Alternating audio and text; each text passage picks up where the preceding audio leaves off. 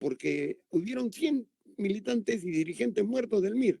¿Y cuántos otros que eran dirigentes campesinos y que estaban peleando, tal vez no identificados con el MIR? Entonces, lo que yo puedo decir es de que, y eso lo tendrá que ratificar Eduardo o Helio, es de que ellos habían abierto 8 frentes.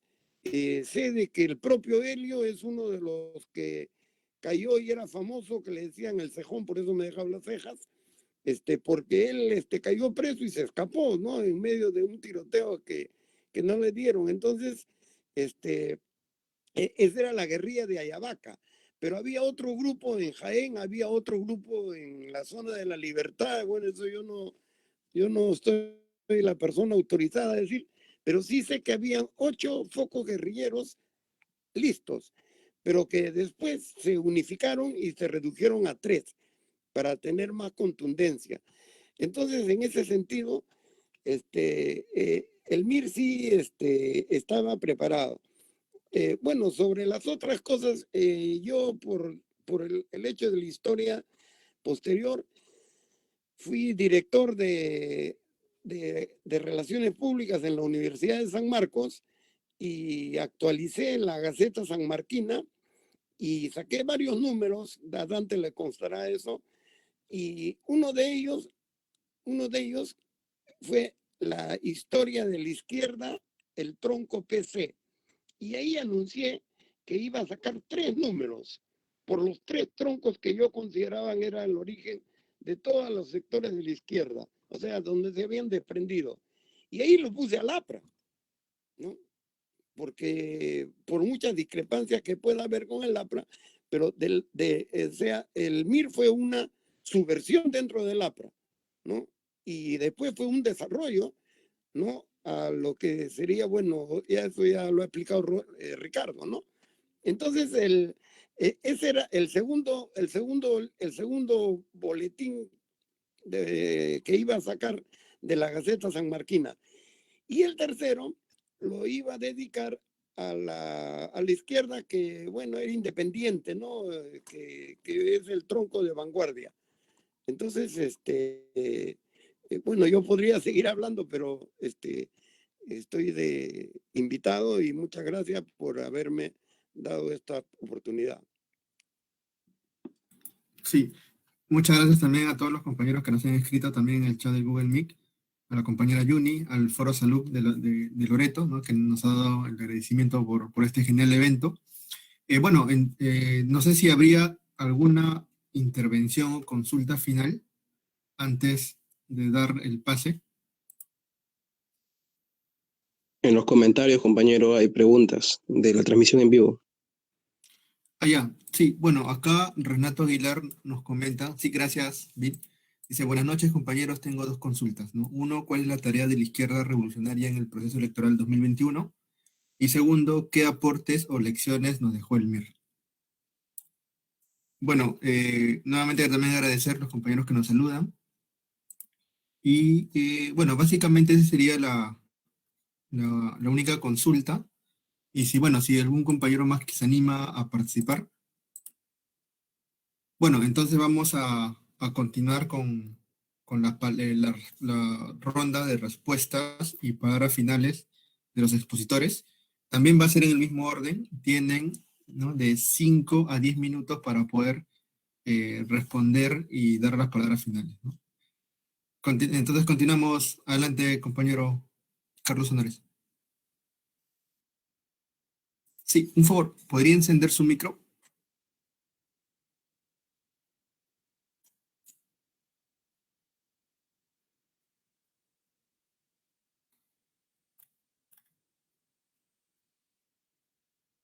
Sí, por favor, el micro.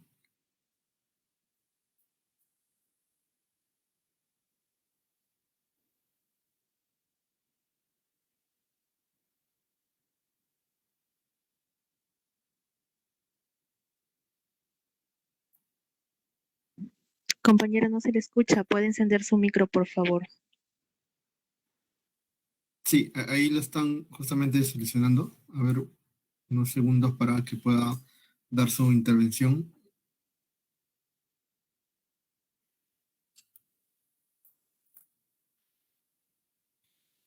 ¿Todavía no se activa? A ver, por favor. Indícale, compañero, que esté en la parte baja un icono. Tal vez no lo ubique. Sí, justamente cuando mueve el mouse sobre la plataforma, están 3 iconos. Al lado izquierdo aparece el audio. Con ello simplemente lo pica y se enciende.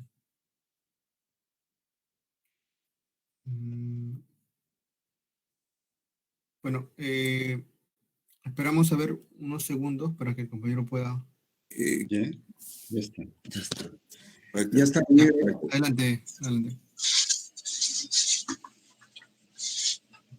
Ya, lo volvió a apagar, disculpe. Ahora sí, genial. Ya, gracias. Disculpen la interferencia.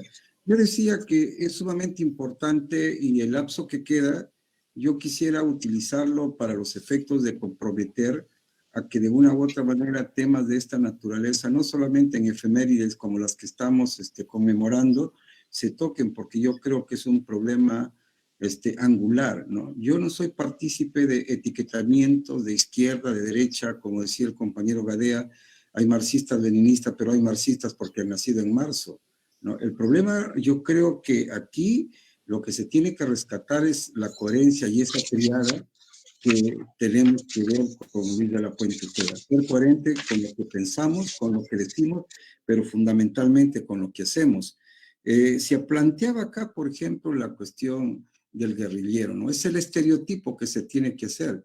O sea, por ejemplo, revolucionario es sinónimo de ser guerrillero, ¿no? Y guerrillero es sinónimo de ser el barbudo, el de verde olivo, y esa situación. Esa concepción llevó, por ejemplo, en el genocidio de los penales, y esto lo manifiesta el mismo Agustín Aya de la Torre, la cabra tira al monte, en ese entonces era de la denominada Izquierda Unida, después regresó al APRA, en su libro Todos Murieron, allí plantea claramente que en primer lugar la orden fue sacar y hacer formar en una cola a todos los barbudos.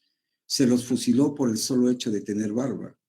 Miren esa concepción todavía de la revolución cubana, ¿no? Cuando los senderólogos han manifestado, ¿no?, que una forma justamente de mimetizarse de Sendero Luminoso era aplicando a pie juntillas esa frase de que el guerrillero tiene que ser a la masa como el pez al agua.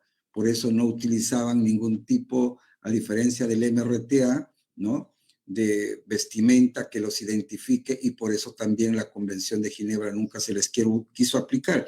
Pero esa es otra cosa. Pero esto no es fortuito ni circunstancial. En política no hay nada fortuito ni circunstancial. Se quiere hacer ver esta situación porque justamente hay marcos de dogmatismo, de hecho, que tenemos que aceptar. Pero yo entiendo y creo que la contradicción es el motor del cambio, ¿no? Dialécticamente las aguas quietas se estancan, se putrefactan, y yo creo que aquí fundamentalmente hablar de revolución no necesariamente es lo que, para no hablar en términos escolásticos, decimos chimpún callao. Hablar de revolución y hablar, por ejemplo, de que la palabra revolución se ha prostituido y que la gente no quiere saber nada con la política, o sea, con la politiquería, ahí viene justamente la necesidad de reivindicar en su verdadera esencia lo que Luis de la Puente Uceda planteó cuando decía que hay que hacer de la política un apostolado. Ahora, de una u otra manera, esto de querer convertir, por ejemplo, un ícono, ¿no?, al Che Guevara, a Luis de la Puente Uceda, tiene su explicación clara.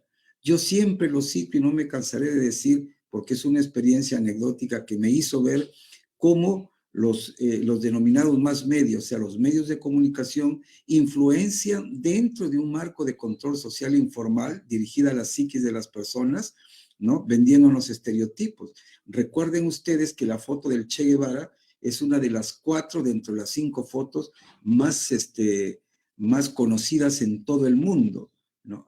Una de ellas es esa niña del Vietnam incendiada por el napalm, ¿no?, que por primera vez se utilizó justamente aquí en el Perú, ¿no?, corriendo totalmente desnuda y quemada esta niña. Otra foto de esta es la foto que no pudo soportar el fotógrafo que tomó esta, en donde se ve a un niño del África agarrándose con sus manos, sus rodillas, y en donde se muestra toditita su columna vertebral y la ave de rapiña atrás para poder comerlo, ¿no? Una imagen que hace que huelguen 1000 palabras frente al problema de la extrema pobreza. Entonces yo creo que aquí hay que acabar con los estereotipos. Y justamente eventos de esta naturaleza sirven para eso. Yo les decía, en esta experiencia en el Estadio Mansiche, estaba el equipo de fútbol de Universitario de Deportes, la Barra Norte, una gigantografía enorme, y en un extremo tenían el símbolo nazi, ¿no? Y en el otro extremo tenían esa foto clásica que todos conocemos del Che Guevara. Miren ustedes, ¿no? El Che Guevara en los tapabarros de los camiones y todo ese tipo de situación, castrando justamente esa esencia revolucionaria que tiene. Entonces, ese es por un lado. Ahora, frente a los problemas de la izquierda, hay que determinar también, bueno, que aquellos que les gusta etiquetarse muchas veces son puro cliché, ¿no? Es como en un regalo. En un regalo lo interesante no es el papel que por fuera puede estar muy bonito, dorado, con su lazo. El problema es qué hay dentro de ese regalo, ¿no? ¿Qué hay dentro de esos que se etiquetan de izquierda y que a través de todo ese tiempo ha sido el verbo que les ha permitido manejar para supervivir, no para supervivir, sino para vivir cómodamente, de repente bajo los aportes de una ONG, qué sé yo, pero me parecería a mí que fundamentalmente los problemas de la denominada izquierda a través de todo este tiempo han sido fundamentalmente dos. En primer lugar, no haber podido forjar una unidad, ¿no? Entender que la unidad como lo conciben, ¿no? Con ese centralismo limeño. En primer lugar decíamos, ¿no? ¿Cuándo ustedes han visto que, por ejemplo, las montañas se unan por las cumbres?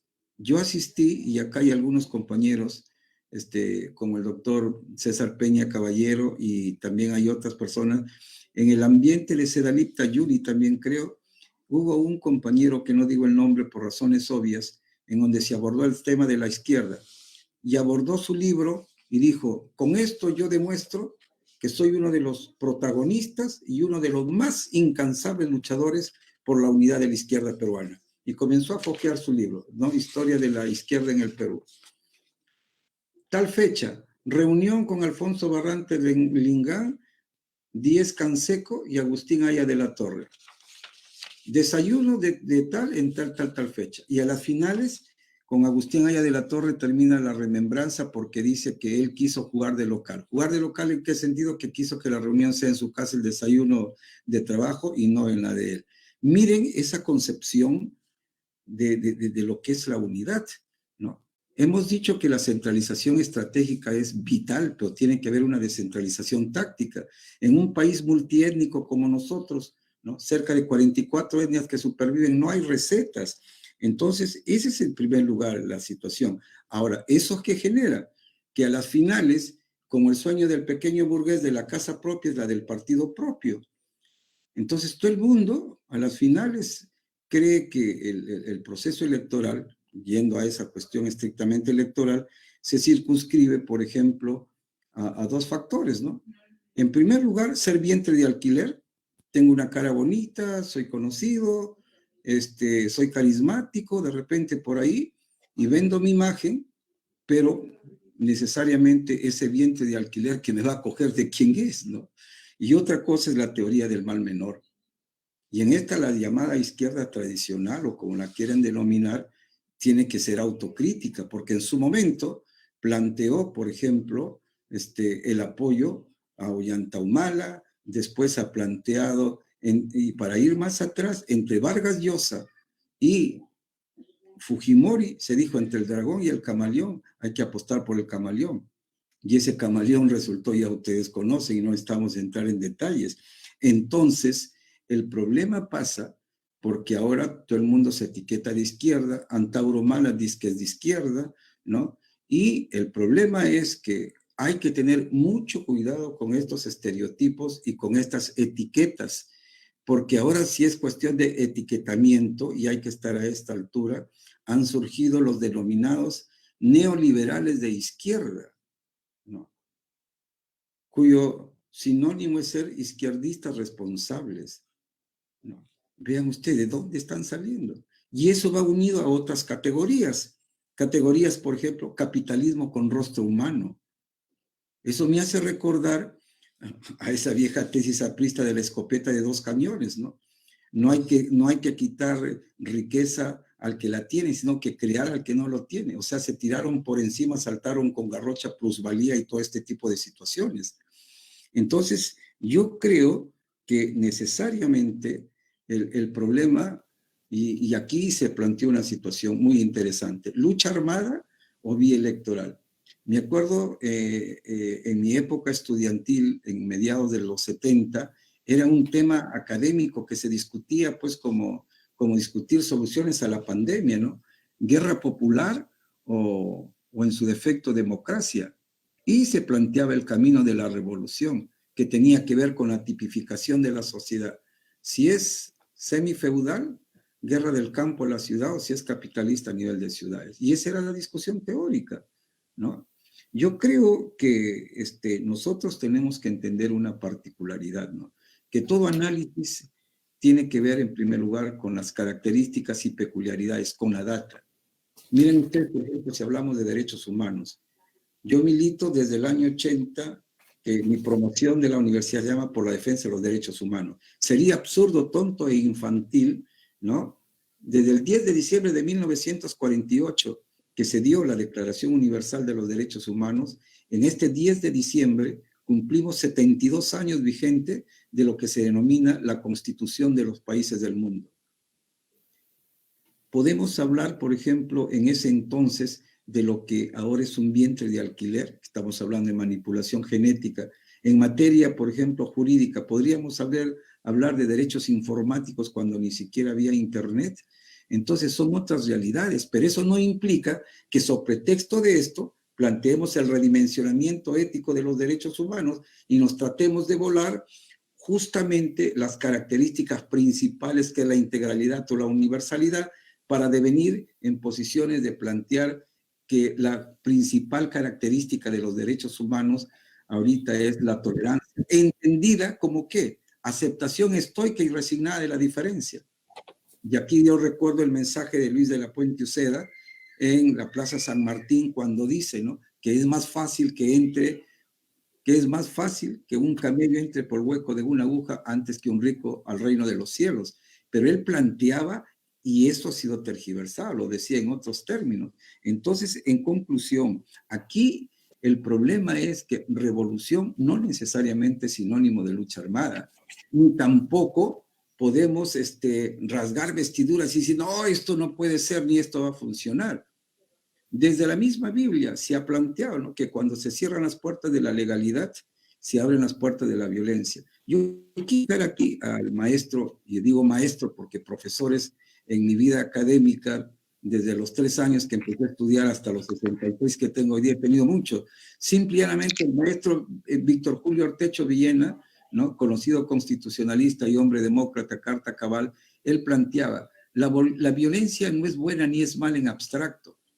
Si esa violencia es involutiva, obviamente, y pretende con esta violencia implementar o seguir manteniéndose un status quo a toda luz es injusto, obviamente que no es así. En todo caso, pues, no podemos satanizar ni tampoco podemos decir, porque lo que decía el compañero César es bastante claro, ¿no? Ahora, por ejemplo, hay visores en la noche que con los drones, como si fuera a las 12 del día de un mes de febrero en el verano. Entonces, Compañero, tiempo. Sí, solamente 30 segundos para concluir. Entonces, lo que decía Dante frente a la formación de los jóvenes, sobre todo aquí he visto bastante jóvenes y saludo también aquí la presencia de León Inocchio, ya está un jovencito, el futuro ingeniero. Él nos planteaban en este servicio revolucionario obligatorio, por ejemplo, ¿qué es lo que forjamos como docentes universitarios nosotros? ¿No? Es bien fácil lo que se conoce como el servicio revolucionario obligatorio. Por eso esa característica del pequeño burgués de estar entre las clases populares y las clases dominantes, una especie de sándwich. El problema no es de posición de clase, sino extracción de clase. Entonces, para culminar, yo agradezco una vez más la participación. Yo he tenido una valla muy alta con los dos ponentes que han estado aquí, ¿no? Pero